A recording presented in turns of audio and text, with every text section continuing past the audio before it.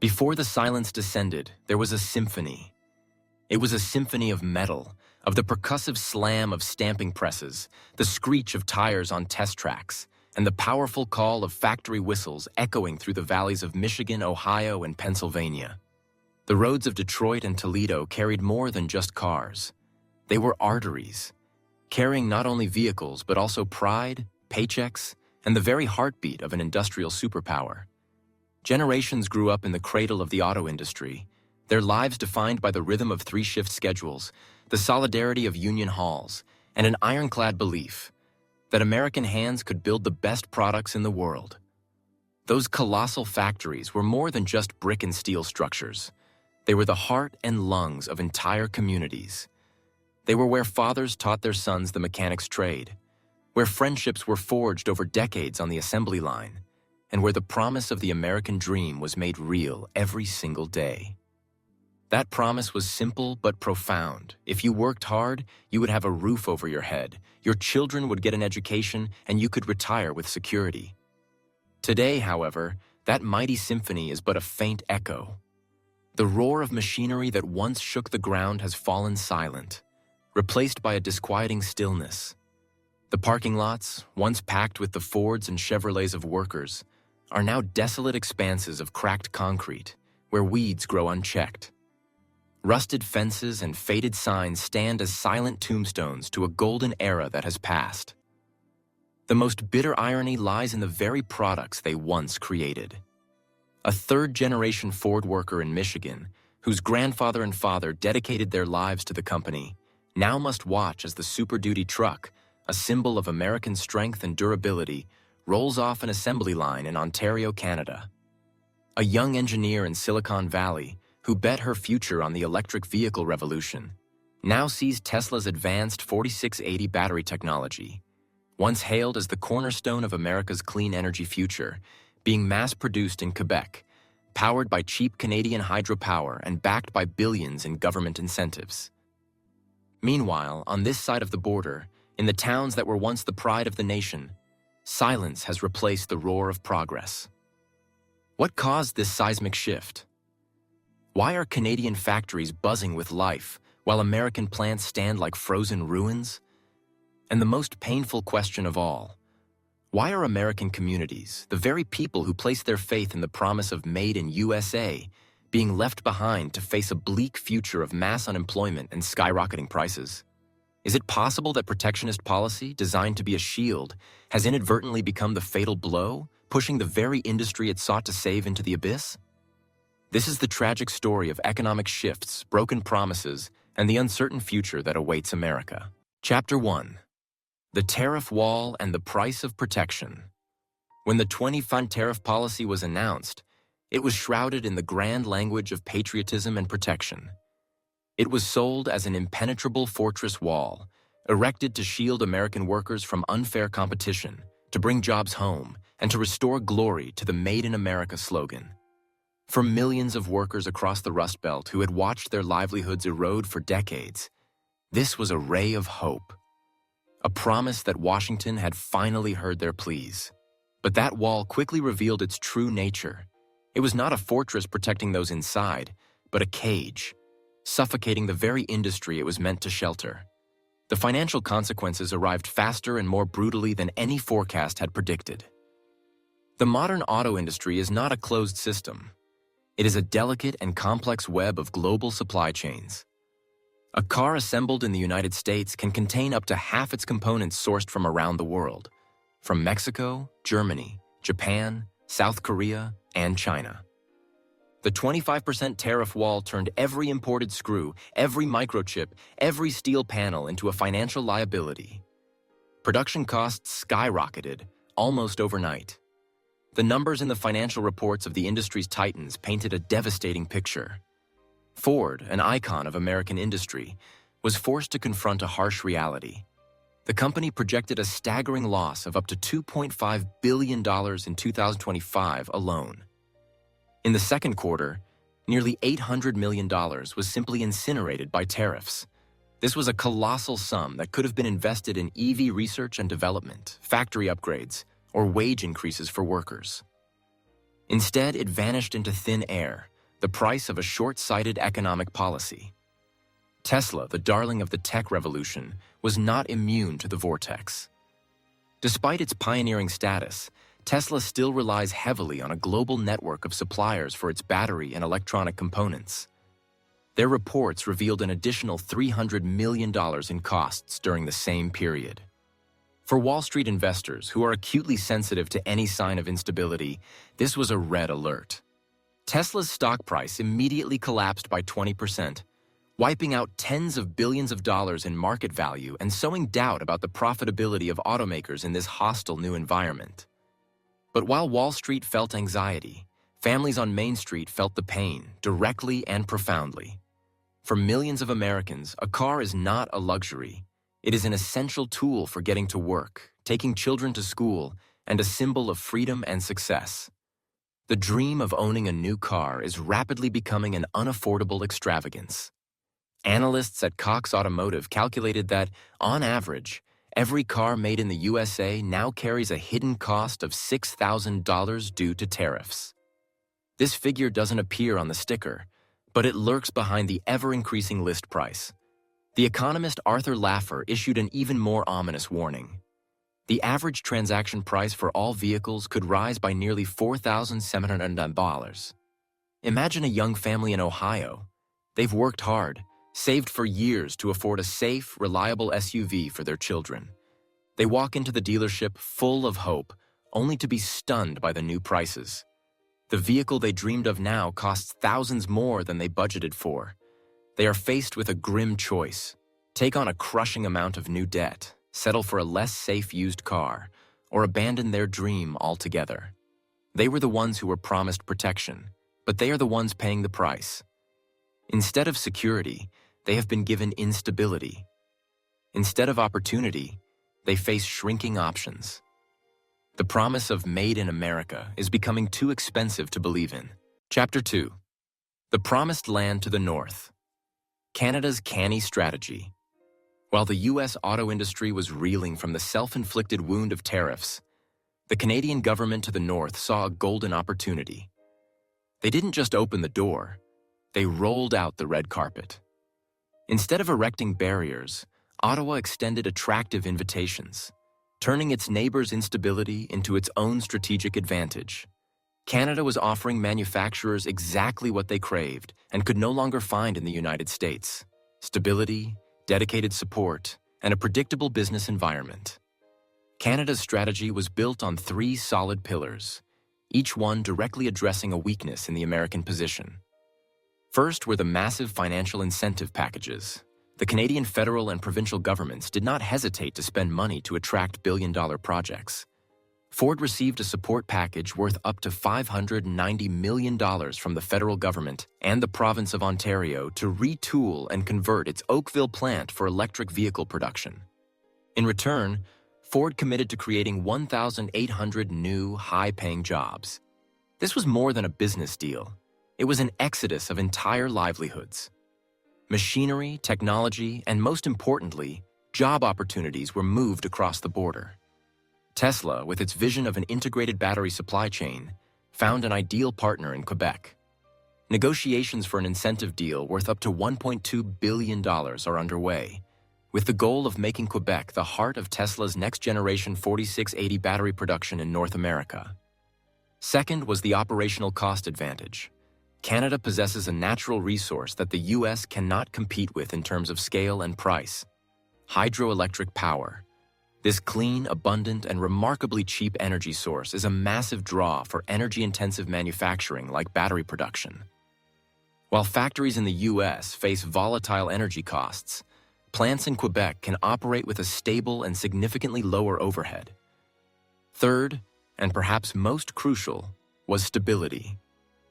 Canada's regulatory environment is designed to facilitate long-term investment, avoiding the sudden policy shifts and protracted legal battles that can plague projects in the U.S. Furthermore, Canada's workforce, while also unionized, is known for more harmonious and stable labor relations.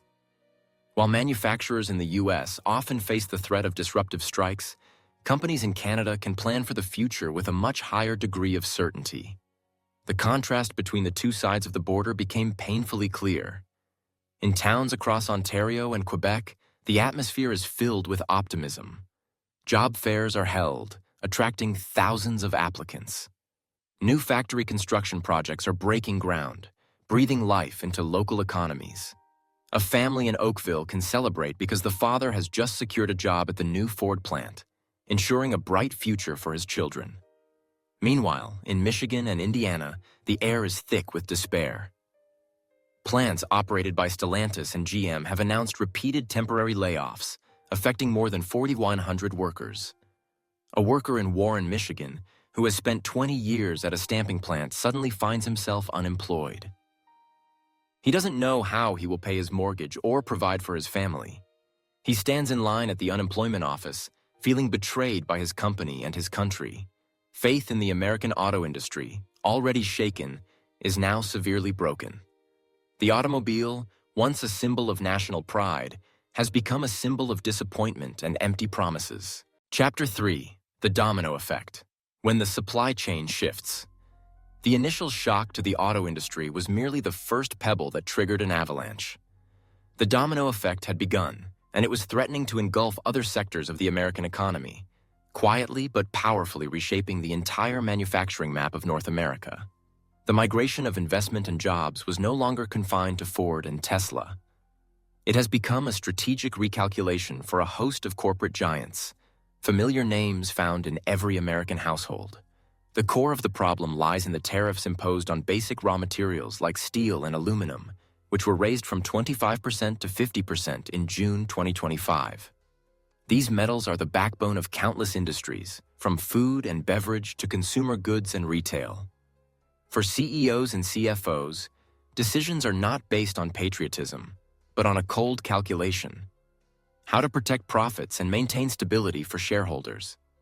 The answer has become increasingly clear. Find a way around the tariff wall, and that path often leads north. Consider the case of Coca-Cola. The beverage giant relies heavily on aluminum to produce billions of cans each year. The steep tariffs mean the cost to produce every can of Coke goes up. The company has publicly warned of price hikes and has begun exploring alternatives, including switching to PET plastic bottles or, more significantly, sourcing aluminum and producing cans in Canada, where they are not subject to U.S. tariffs. Campbell's Soup, another icon of the American kitchen, faces a similar dilemma. They import steel from Canada to make their soup cans. The tariff policy has dramatically increased their packaging costs, forcing the company to aggressively seek alternatives to mitigate the impact. Moving a portion of their production or sourcing entirely from Canada becomes a logical economic choice. Even retail behemoths like Walmart and food producers like Heinz are not standing still. They are quietly adjusting their strategies, diversifying their sources of raw materials to protect their profit margins. By shifting even a small portion of their operations to Canada, these companies can ensure financial stability. But in doing so, they are eroding the very economic foundation that has sustained American industry for generations. Each of these decisions, even if it's a minor adjustment in a massive supply chain, is a cut against the U.S. economy.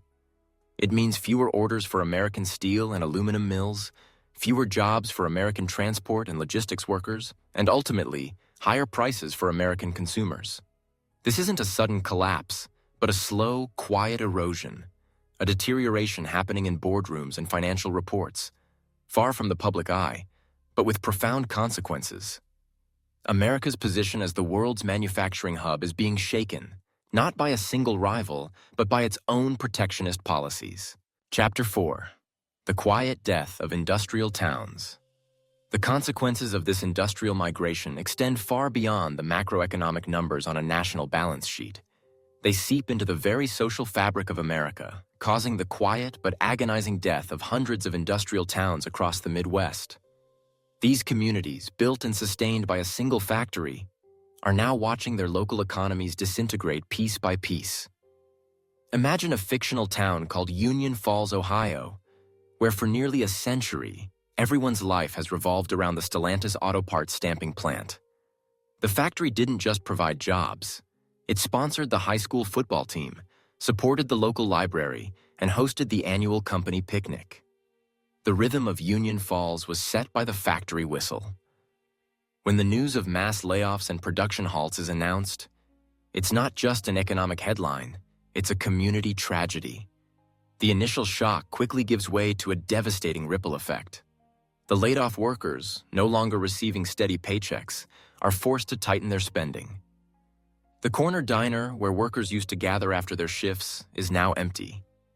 The owner, a lifelong resident, has to let go of 2 waitresses. The hardware store, which relied on small repair orders from working families, sees its sales plummet. The grocery store suffers the same fate. Soon, for rent and for sale signs begin to appear with increasing frequency. The real estate market, already fragile, collapses. Families with no hope of finding new work are forced to sell their homes at a loss and move elsewhere. Data from Adams shows that foreclosure rates in industrial states like Michigan and Ohio jumped by 14% quarter over quarter in Q1 2025. Each abandoned house is a scar on the face of the town, a reminder of the decay. This collapse extends to the public sector. As residents leave and businesses close, the town's tax base evaporates. The city council is forced to make painful decisions: cut the school budget, lay off teachers, reduce library hours, and delay road repairs. The quality of life declines, making the town even less attractive to remaining residents and any potential investors. The vicious cycle of decline has begun. For economists and analysts, the warning signs are unmistakable. This is not a typical recession that can be weathered over time. This is a structural shift. The shock that began in the auto industry is spilling over into other sectors at an alarming rate. Logistics companies struggle to adapt to fragmented supply chains, with costs rising 20 to 30%. Food and goods distribution networks face skyrocketing costs, pushing prices up and hitting consumers directly. Even the financial sector feels the tremors of instability, as banks report elevated credit risks due to widespread unemployment. Commentators are starting to call this more than just a crisis. They describe it as an economic earthquake, a seismic event that not only shakes the present, but undermines the very foundations of America's future prosperity. Conclusion: America at a historic crossroads. What began as a muscular protectionist policy has now been exposed as a strategic blunder of historic proportions. The promise to resurrect American manufacturing has morphed into a mechanism that is accelerating its decline. The tariff wall, instead of protecting, is isolating and weakening the U.S. economy from within. The consequences are not contained within the nation's borders. They are reshaping global perceptions of American leadership. Washington is no longer seen as the unchallenged center of industrial power, where the rules are set and the standards are defined. Instead, doubt is spreading through boardrooms and government offices around the world. Investors and international partners are beginning to pivot toward more stable, predictable markets like Canada. The interconnectedness of the global economy means that no nation, not even the United States, can act unilaterally without triggering profound consequences. If this new era of protectionism is the spark, how far will the flame spread? And what happens when that fire reaches the core of the global system? America is standing at a crossroads. One path is to continue down the road of isolationism, risking the further erosion of its competitive edge, the loss of jobs, and a decline in the standard of living for its own citizens.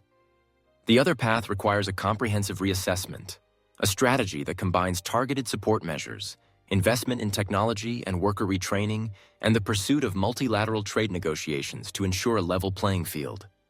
The final question remains, hanging over every shuttered factory, every decaying town, and every struggling family.